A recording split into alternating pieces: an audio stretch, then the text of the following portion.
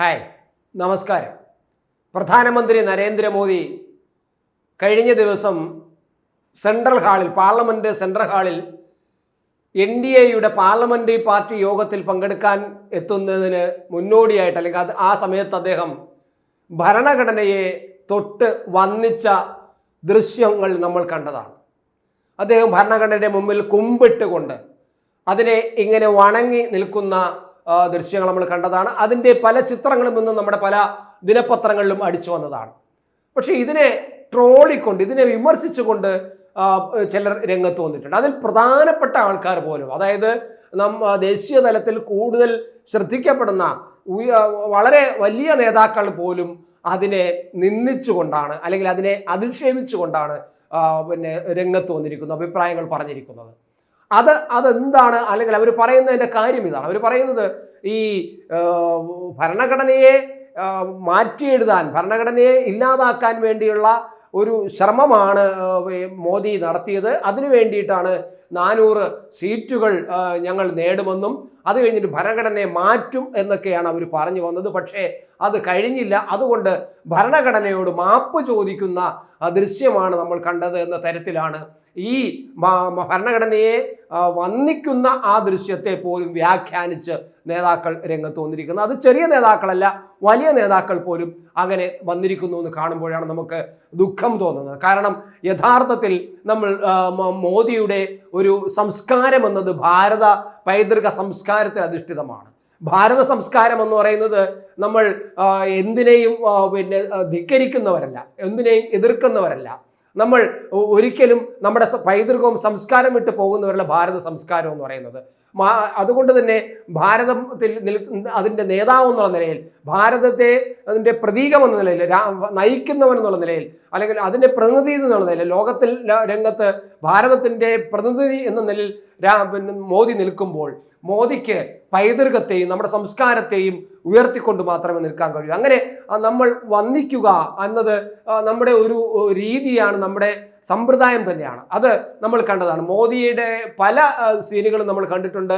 മോദിയെ ആരെങ്കിലും കഴിഞ്ഞ ഇലക്ഷൻ സമയത്ത് പോലും ഒരു അമ്മ മോദിയുടെ കാൽ തൊട്ട് വന്ദിക്കാൻ വന്നപ്പോൾ അയ്യോ വേണ്ട എന്ന് പറഞ്ഞ് പെട്ടെന്ന് പിന്നോട്ട് മാറുകയും ആ അമ്മയുടെ കാല് തൊട്ട് വന്ദിക്കുന്നത് നമ്മൾ കണ്ടതാണ്. പക്ഷേ അതിനൊന്നും ഒരു അഭിപ്രായം പറയാൻ ഇവരാരും വന്നിട്ടുമില്ല. പക്ഷേ ഈ സെൻട്രൽ ഹാളിൽ അദ്ദേഹം ഇങ്ങനെ ഈ ഭരണഘടനയെ വന്ദിക്കുന്നത് ഇതാദ്യവുമല്ല, നമ്മൾ കണ്ടതാണ്. കഴിഞ്ഞ 2019 അദ്ദേഹം ഇതേ കാര്യങ്ങൾ ചെയ്തിരുന്നു. 2019 അദ്ദേഹം എത്തിയപ്പോൾ ഈ ഭരണഘടനയെ വന്ദിച്ചുകൊണ്ട് അതിനെ നെറുകയിൽ വെച്ച് അദ്ദേഹം വന്ദിച്ചുകൊണ്ട് തന്നെയാണ് അദ്ദേഹം തുടങ്ങിയത്.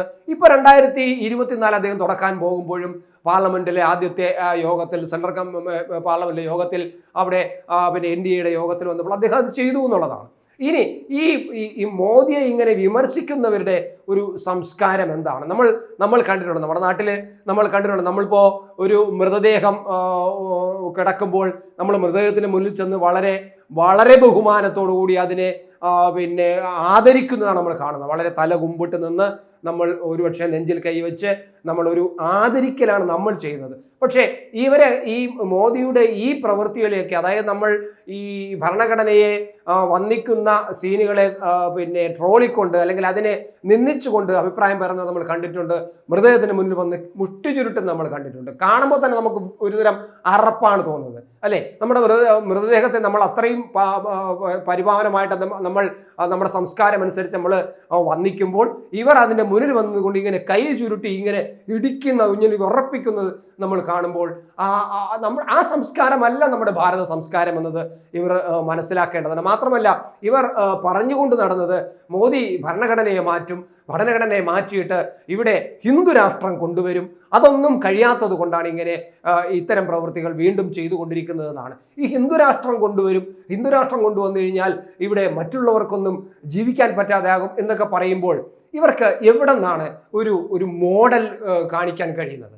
ഹിന്ദു രാഷ്ട്രം കൊണ്ടുവന്നു കഴിഞ്ഞാൽ ആ ഹിന്ദു രാഷ്ട്രത്തിൻ്റെ, അല്ലെങ്കിൽ ഹിന്ദു രാഷ്ട്രം കൊണ്ടുവരുമ്പോൾ അവിടെ ഹിന്ദുക്കളല്ലാത്ത മറ്റു ജനവിഭാഗത്തിന് ജീവിക്കാൻ പറ്റാത്ത അവസ്ഥ വരുമെന്നും അത് മോഡൽ കാണിക്കാൻ ഇവർക്ക് ലോകത്തിൻ്റെ ഒരു മൂലയിൽ പോലും അങ്ങനെ ഒരു മോഡലില്ല.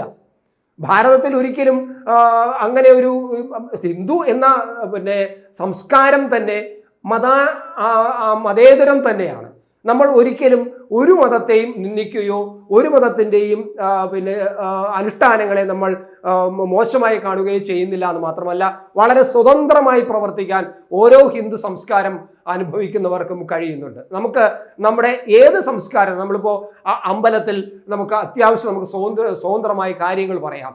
അമ്പലത്തിൽ പോയില്ലെങ്കിൽ പോലും, ഇപ്പോൾ ഒരു അമ്പലത്തിൽ നമ്മൾ പോകുന്നില്ല, എനിക്കതിൽ വിശ്വാസമില്ല, ഞാൻ അമ്പലത്തിൽ പോകുന്നില്ല, ഞാൻ ജീവിതത്തിൽ ഒരിക്കലും ഞാൻ അമ്പലത്തിൽ പോകില്ല എന്ന് ഞാൻ പരസ്യമായി പ്രഖ്യാപിച്ചുകൊണ്ട് അമ്പലത്തിൽ പോകാതിരുന്നാൽ പോലും നമ്മുടെ വീട്ടിൽ നടക്കുന്ന ഓരോ വിശേഷങ്ങൾക്കും, അത് കല്യാണമായാലും അതുപോലെ മറ്റെന്തെങ്കിലും ചടങ്ങായാലും, ഈ അമ്പലത്തിൽ എന്നും പോകുന്നവർ, അമ്പലവുമായിട്ട് ചേർന്ന് നിൽക്കുന്നവർ, അമ്പലത്തിൻ്റെ ഭരണാധികാരി ഉൾപ്പെടെയുള്ളവർ നമ്മുടെ പരിപാടിയിൽ പങ്കെടുക്കുകയും നമ്മളോട് സഹകരിക്കുകയും നമ്മുടെ വീട്ടിൽ വന്ന് എല്ലാ കാര്യങ്ങൾക്കും അവർ നിൽക്കുകയും ചെയ്യും. അതാണ് ഹിന്ദു സംസ്കാരത്തിൻ്റെ മതേതരത്വം എന്ന് പറയുന്നത്. എന്നാൽ നമ്മൾ കാണുന്നത് മറ്റ് ചില സംസ്കാരങ്ങൾ നിങ്ങൾ ആലോചിച്ച് നോക്കുക.